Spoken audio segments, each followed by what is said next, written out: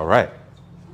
All right. So what opportunities are there in government contracting? As I shared with you, the local government, that's going to focus on the smaller, more community-based projects that are specific to a local location. Now, that doesn't necessarily mean that you have to be in that local location. I can be in Jacksonville and not do business in Jacksonville because I do business with the local government of Miami-Dade County. So I want you, or Orlando, or Tampa, or wherever that local government or municipality may be. And depending on how the local government is set up, it may be a city, it may be a county, it may be a municipality. Those are different depending on where you are and who you're targeting on a local level. But that's going to be for those projects that are on a local level here, just like I talked about with DCPS. The state contracts, those are the ones that are state funded. So that may be, for example, when you go on the I-95 or any interstate in Jacksonville really right now, at some point you're going to hit construction. That's FDOT, the Florida Department of Transportation, because the interstate goes all around the state of Florida, right? So it's not just going to be someone in Jacksonville, that's more of a state contract for the state of Florida to service the roads in the state of Florida. And then last but not least, like we talked about federal, that's a larger, more complex reach. That's involving the military and those larger federal organizations. Now, that doesn't mean that you can't do federal work on a local level. For example, we have military bases here. We have Mayport, we've got NAS Jax, there's Kingsland Bay, all the Tri-County bases around here. That's going to be federal work, comes through the federal work. But it's here, the place of performance is local. So the place of performance is local, but in order to procure it through the military, that's going to be on the federal level. So I want you all to understand that, remember, you can plug and play and figure out what works best for you, but I just want to give you a clear foundation on the different things that you can do here. So what are the criteria for doing government contracting? If you're interested in having the government as a client on the local, state, or federal level, how do you actually do that? Well, you're going to need to register with sam.gov. And here's the thing about registering with sam.gov. You need to register with sam.gov if you're getting paid directly by the government. I want to be clear with that. So why am I saying it that way? Because you don't necessarily need to be registered on SAM to search for opportunities. You don't necessarily need to be registered on SAM to use some more of the creative procurement opportunities that come through partnering and subcontracting and things like that. However, if you want to have a contract directly with the government, where the government is directly paying your business, you need to be registered in sam.gov. You need to have a case code and a UEI number. Because if you don't, let's say, for example, you have a government contract, and this is something that you have to renew on an annual basis, and your SAM code or your UEI and your case code expires, you got a government contract, but the government can't pay you. Exactly, you don't want those problems. We want to have a government contract, and we want to be payable by the government, especially if it's a contract that's directly to us.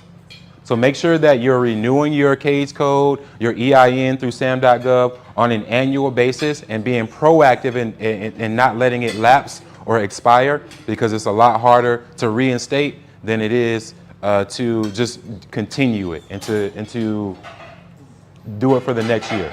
So you got to register. Then remember, we talked about the financial stability and understanding knowing your business. So you got to have financial stability and past performance. Now, there are a couple of creative ways that you can get past performance for government contracting, through things like teaming, through things like partnering, through things like white label 1099 subcontracting. That allows you to be able to say, yes, I've done work for the government on your capability statement. Also, you got to have the financial stability. And I always like to spotlight this because we all want to get the money, but we got to be prepared to get the money from the government. So let's say, for example, you want to do business with the government, you go and you get registered and all of that, and you find an opportunity that you like. It's in your area, it's in your service offerings. You see that the opportunity is $500,000, it's $600,000. It's $600,000 annually. Is that something that you would like? Okay, well, and I would too.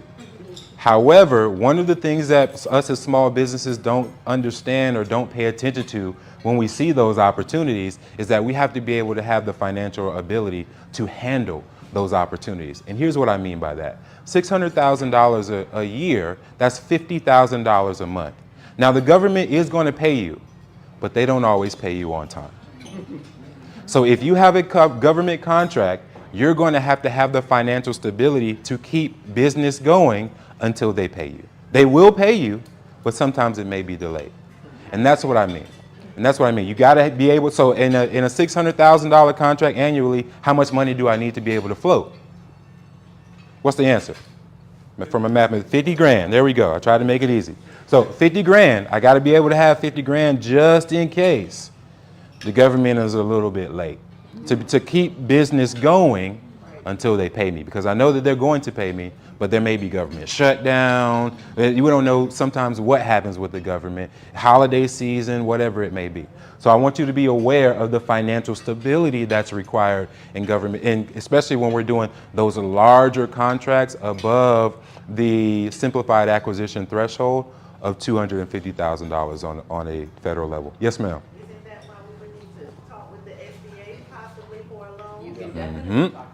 And that's why you got to be able to leverage those resource partners like Janelle and the SBA, like the SBDC, like SCORE, all of these other things that I'll show you here in just a minute, where you want to be able to leverage these sources, especially because there's no cost for any of the ones that I just named. You're already the taxpayer, you're already paying for these sources. And remember, us as small business owners, some of the most limited resources that we have in the beginning of starting a small business is time, money, and people. Yes. So if we can find people that will come and we'll be able to leverage their knowledge, their skills, their resources, like you can through the SBA, the SBDC, SCORE, some of these other resource providers with technical assistance, then definitely leverage those resources.